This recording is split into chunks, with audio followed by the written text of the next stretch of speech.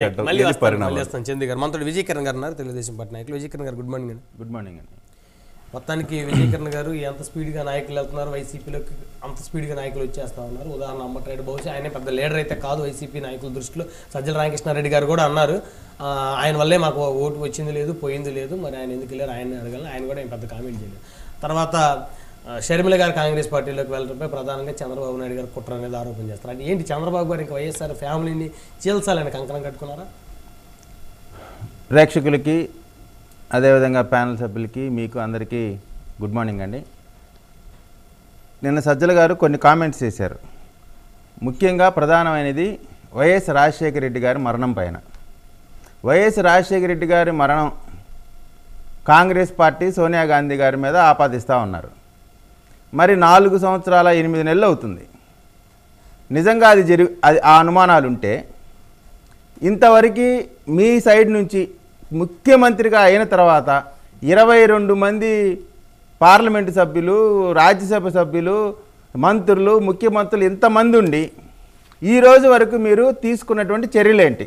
అంటే మీరు కేవలం గుడ్డగాల్చి మొహం మీద వేయటం తప్ప, రాజకీయ లబ్ధి పొందడానికి తప్ప, కాంగ్రెస్ పార్టీ దీంట్లో ఉంది అని చెప్పడానికి ఒక్క ఆధారం లేదు, ఒక్క ప్రయత్నం కూడా మీరు చట్టపరంగా శిక్షించడానికి ప్రయత్నించలేదు.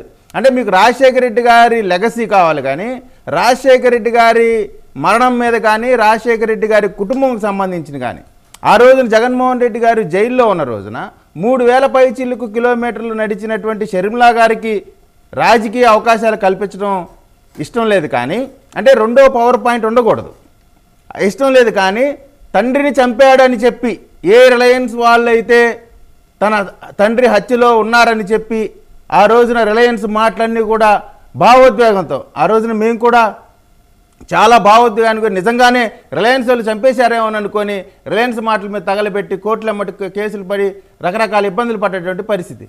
మరి అదే అంబానీని తీసుకొచ్చుకొని ఒళ్ళో కూర్చోపెట్టుకొని ఆ అంబానీకి సంబంధించిన వ్యక్తికే మళ్ళీ ఎంపీ టికెట్ ఇచ్చి, అంటే ఇవన్నీ కూడా ప్రజలు మర్చిపోతారనే భ్రమలో ఉన్నారు. ఇక చంద్రబాబు నాయుడు గారు షర్మిలా గారికి కాంగ్రెస్ పార్టీ చేరుకోనక ఉన్నారని చెప్పి అంటా ఉన్నారు.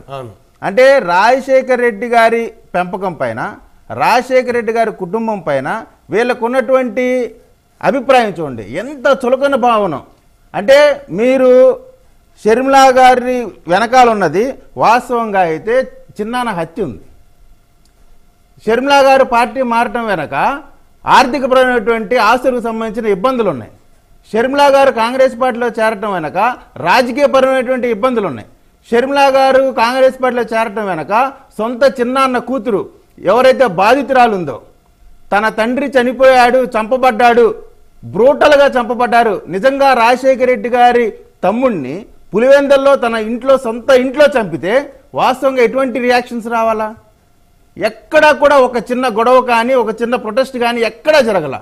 అంటే మీరు చూడండి, రాజారెడ్డి గారి మరణం అప్పుడు ఊళ్ళు తగలబడిపోయినాయి. మరి వివేకానంద రెడ్డి గారి మరణం జరిగిన తర్వాత ఎక్కడా కూడా పిన్ డ్రాప్ సైలెన్స్. ఎందుకంటే ఆ కుట్రకి కారణమైనటువంటి వ్యక్తులే అక్కడికి వెళ్ళి రక్తపు మడుగులు తుడిచారు, దాన్ని సాధారణ మరణంగా చూపించే ప్రయత్నం చేశారు.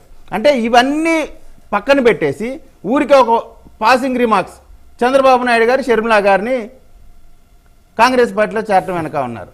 వాళ్ళు కొంచెమన్నా బుద్ధి జ్ఞానం, మనం సమాజంలో ఉన్నాం, ఈ సభ్య సమాజంలో రేపు పొద్దున సమాధానం చెప్పాలి, గతంలో మనం ఏం మాట్లాడాం ఏం చేస్తాం అనే కనీస స్పృహ లేకుండా ఊరికే చంద్రబాబు నాయుడు గారు కుటుంబాన్ని తెంచాల్సిన అవసరం ఎవరికీ లేదు.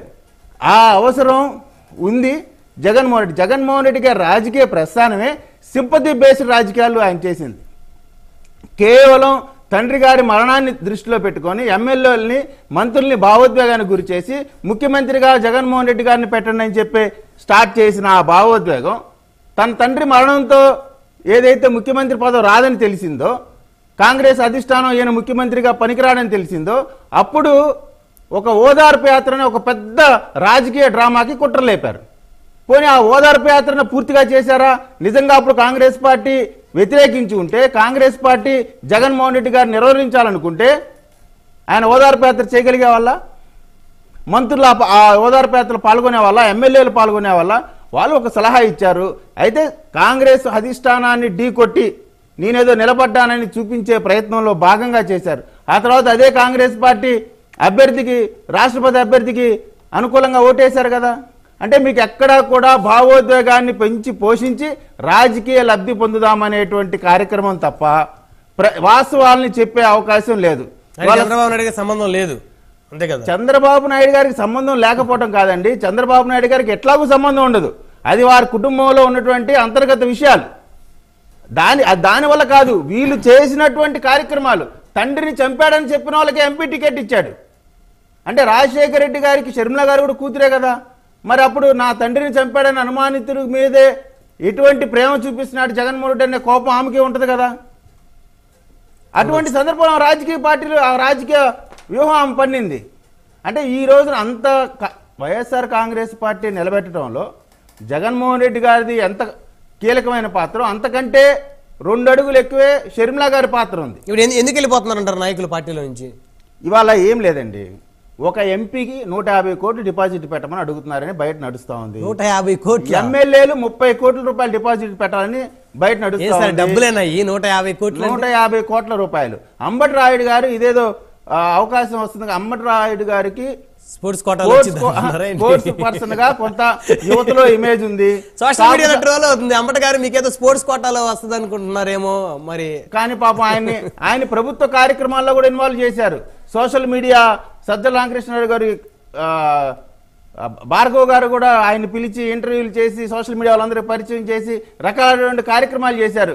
చివరికి రాకపోగా ఏం జరిగిందంటే ఇదేదో ఊరికే టికెట్ ఇచ్చేస్తారనుకుంటే కూర్చోబెట్టి మరి పేమెంట్ సంగతి ఏందనేసరికి ఆయన బెంబేలు ఎత్తిపోయి పారిపోయాడని నా ఉద్దేశం. మీ ఉద్దేశం? ఇవాళ ఇవాళ అంబటి రాయుడు పారిపోయినా, షర్మిల గారు వైఎస్ఆర్ కాంగ్రెస్ పార్టీని వదిలించుకున్న, వీటన్నిటికి కూడా కారణం జగన్మోహన్ రెడ్డి గారి యొక్క పోకడ, అదేవిధంగా సజ్జల రామకృష్ణారెడ్డి గారి పోకడ వల్ల మాత్రం అందరూ పారిపోతా ఉన్నారు. రైట్ మళ్ళీ వస్తాం సార్. మనతోటి వెంకటరెడ్డి గారు, వైఎస్ఆర్ కాంగ్రెస్ పార్టీ నాయకులు. వెంకటరెడ్డి గారు గుడ్ మార్నింగ్ అండి. బ్రహ్మనాయుడు గారు గుడ్ మార్నింగ్. మీకు